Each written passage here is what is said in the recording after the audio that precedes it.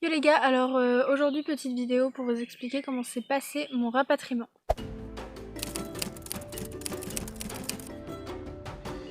Quand l'ambassade de France au Pérou a commencé à mettre en place des avions de rapatriement, mon père les a appelés pour savoir s'il y avait d'autres Français à Lagunas, la ville où nous étions avec Fanny, ma collègue.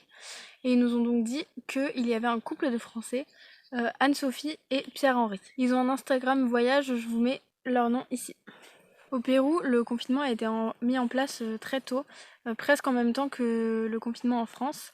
Par exemple, le 12 mars, donc un jour après qu'on soit arrivé, le Pérou a décidé de fermer ses frontières. Du coup, avec Fanny, au début, on pensait attendre la fin de ce confinement qui devait se terminer vers le 12 avril, je crois, pour voir si ça allait se calmer et voir à ce moment-là ce qu'on allait faire, est-ce qu'on allait rentrer en France ou pas.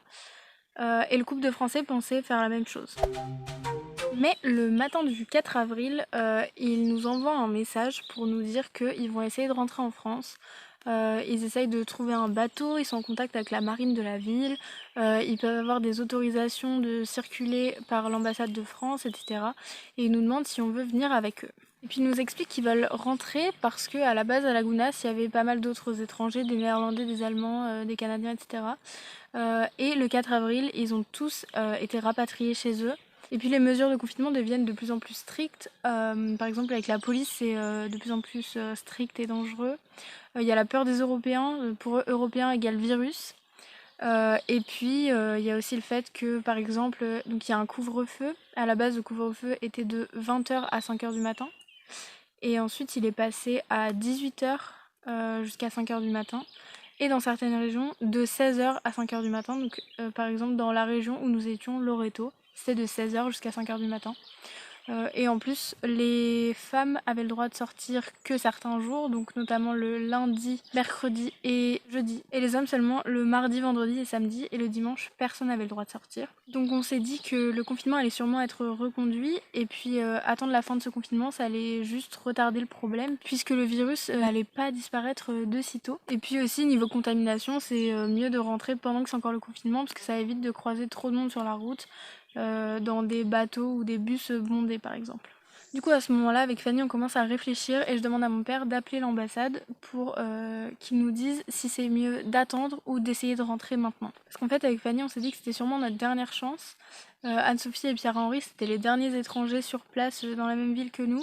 Ils nous proposaient de faire le trajet à 4, ils avaient des contacts avec la marine, etc. Et puis il y avait déjà eu plusieurs avions Lima-Paris et on se doutait que ça allait pas durer éternellement.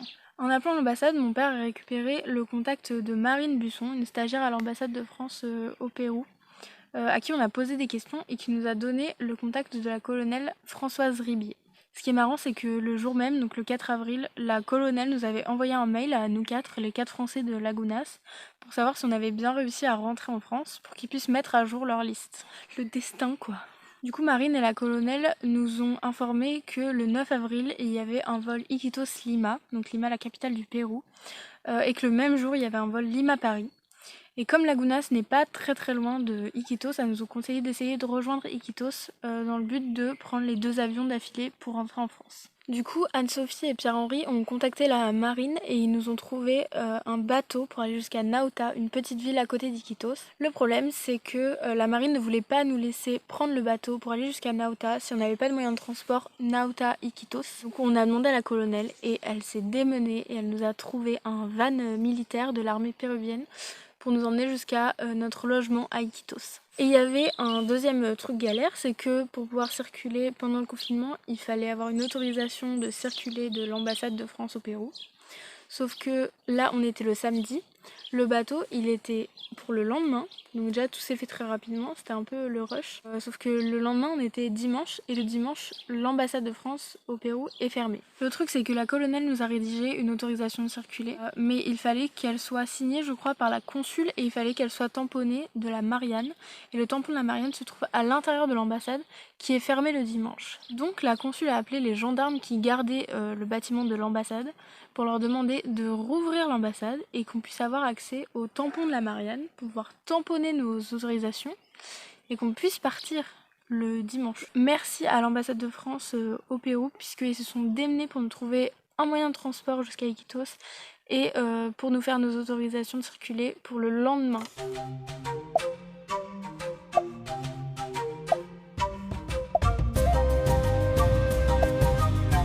Donc le lendemain, le 5 avril, avec Fanny, on a préparé nos sacs et on est parti vers 15h à Lagounas pour rejoindre les Français, pour attendre le bateau qui arrivait le soir. À la base, la marine nous avait dit qu'il viendrait nous chercher, mais en fait non. Du coup, on a dû marcher jusqu'à l'hôtel des Français. Et ça nous a pris 1h30 de marche, sachant qu'il faisait hyper chaud et que nos sacs étaient hyper lourds parce qu'on avait chacune 2 sacs, donc un gros sac de randonnée et un petit sac devant, plus un sac de nourriture, puisque le trajet allait durer 4-5 jours. Et pendant qu'on marchait, on était clairement l'attraction. Il y avait tout le monde qui nous regardait, il y avait des gens qui nous filmaient, il y avait des enfants qui étaient à la fenêtre, qui nous regardaient et qui appelaient leurs parents pour leur dire de venir regarder. Les 2 débiles qui portaient plein de sacs en plein cagnard. Mais bon, on rigolait quand même bien, jusqu'au moment où on croise la police qui nous arrête et qui nous dit « commissariat ». Alors du coup on leur dit « mais pas de soucis, nous on a une autorisation de l'ambassade de France au Pérou, on marche juste pour aller prendre un bateau et pour rentrer chez nous ». Et ils nous disent « non mais commissariat ». Donc heureusement qu'on avait le contact de la marine, du coup on les a appelés et ils ont réglé ça avec la police nous a laissé repartir. En fait, on commençait à un petit peu flipper avec Fanny. Finalement, on a pu rejoindre Anne-Sophie et Pierre-Henri à leur hôtel.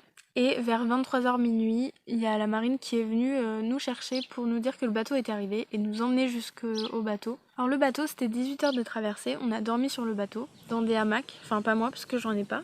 Donc j'ai dormi sur les sièges. Petit tips pour la Camille qui sera en voyage dans le futur. Prends un hamac, ça sert toujours. Et étonnamment, la traversée de 18h est passée quand même assez vite, parce que c'était super beau autour, on était quand même sur une rivière au milieu de la forêt tropicale, donc c'était vraiment beau. Et puis à un moment j'ai vu un dauphin rose, j'ai pas eu le temps de le filmer parce qu'il était trop rapide, mais c'était cool.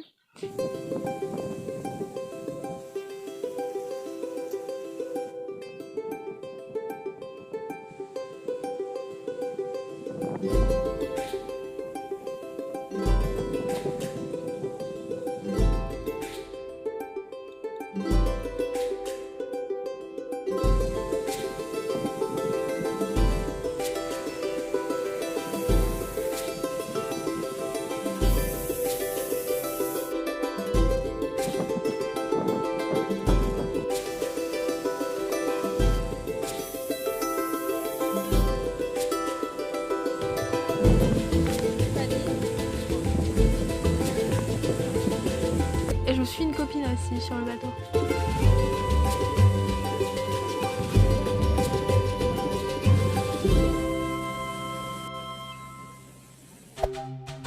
Ça y est, on est arrivé à Nauta le 6 avril en fin de journée, où nous attendaient les militaires péruviens ainsi qu'un autre français et un anglais qui ont donc fait le reste du voyage avec nous, donc on était 6. Les militaires nous ont désinfecté nous et nos sacs. Ils nous ont donné des masques et des gants et c'était vraiment très spécial comme ambiance, ça faisait un peu ambiance fin du monde avec les couleurs super belles dans le ciel. C'était vraiment très bizarre, on aurait dit qu'on était dans un film.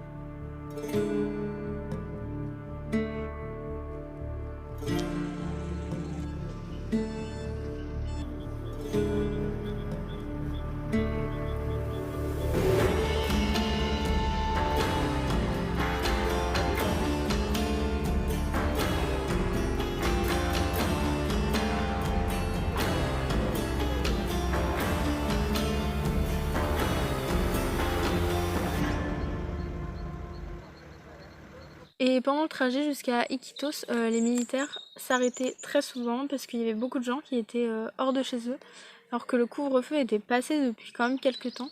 Donc ils passaient leur temps à s'arrêter pour dire aux gens de rentrer chez eux. Du coup, ils nous ont déposés à notre Airbnb à Iquitos où nous devions attendre jusqu'au 9 avril. Le lendemain, le 7 avril, c'était un lundi, donc seules les femmes étaient autorisées à sortir. Donc avec les filles, on a mis nos masques et on est sortis au marché pour acheter de la nourriture. Le marché était blindé, on était tous les uns sur les autres.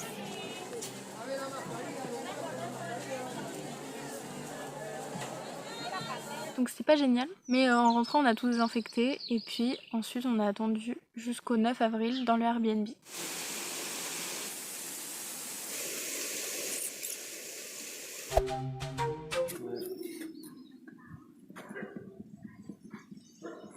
Le 9 avril, tôt le matin, un bus est passé dans Iquitos pour récupérer tous les passagers du vol Iquitos-Lima.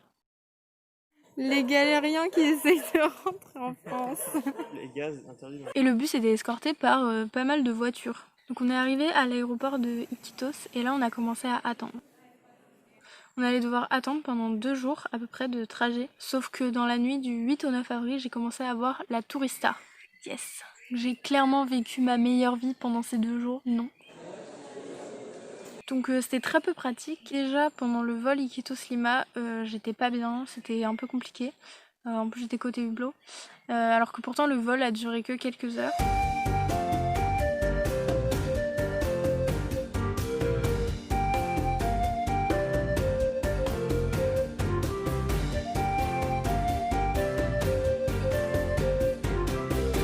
Donc après, on a pris le vol Lima-Paris. Et ce qui est drôle, c'est que comme notre avion avait un peu de retard, on n'est pas repassé par l'aéroport, la sécurité, etc.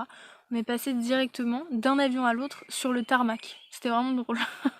Dans l'avion Lima-Paris, il y avait principalement des gens qui venaient de Cusco, Arequipa et Iquitos. Parce que comme le vol qui était en provenance de Cusco avait 3 heures de retard, on a dû les attendre avant de décoller. Un peu après le décollage, je me sentais trop mal, j'en pouvais plus, fallait que je m'allonge. Du coup, j'ai demandé à une hôtesse si je pouvais m'allonger. Elle m'a dit que je pouvais m'allonger par terre. C'était tellement mieux. J'ai passé tout le vol allongé et c'était beaucoup mieux. Au final, sur le vol Lima-Paris, on a eu 5 heures de retard. Parce qu'en plus des 3 heures de retard avant le décollage, se sont rajoutées 2 heures de retard puisqu'il y avait un passager qui avait un grave problème de santé. Donc on a dû atterrir à Pointe-à-Pitre pour le déposer et qu'il puisse aller à l'hôpital et ensuite redécoller pour rentrer jusqu'à Paris. On ne sait pas ce qu'il avait, on nous a juste dit qu'il avait pas le coronavirus, mais en tout cas c'était vraiment grave parce qu'on a dû atterrir. Mais du coup, à un moment pendant le vol, les hôtesses ont demandé s'il y avait un médecin dans l'avion parce que le passager était vraiment pas bien, comme dans les films. Et moi au début j'ai cru que c'était pour moi parce que je venais de m'allonger par terre en fait. J'étais en train de me dire mais ils sont quand même pas en train d'appeler un médecin alors que j'ai juste la tourista, ça va être la honte. Mais en fait c'était pas pour moi.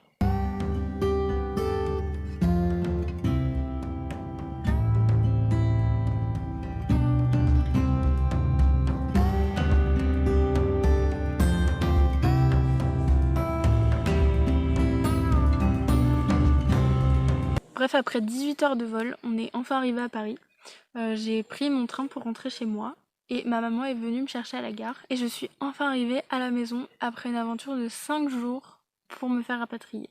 Suivi de à peu près 20 jours de quarantaine dans ma chambre pour contaminer personne au cas où j'ai attrapé le virus sur le trajet. Donc j'aimerais remercier tous les gens qui ont aidé à ce rapatriement, donc notamment l'ambassade de France entière, mais surtout Marine Busson et la colonelle Ribier. Et puis la consul qui a fait réouvrir l'ambassade pour nos autorisations. Et puis également la marine de Lagounas, Anne-Sophie et Pierre-Henri qui nous ont vraiment beaucoup aidé à organiser le trajet. Fanny aussi parce que du coup j'étais pas toute seule en partant de Lagounas. Et voilà, tout le monde, nos parents, etc. qui nous ont aussi aidés. Donc merci à tous. Et voilà, si vous avez des questions, vous pouvez les poser dans les commentaires. Et puis vous pouvez vous abonner si vous voulez plus de vidéos sur ce que j'ai fait au Pérou et ce que je ferai dans mes prochaines aventures autour du monde. Bisous!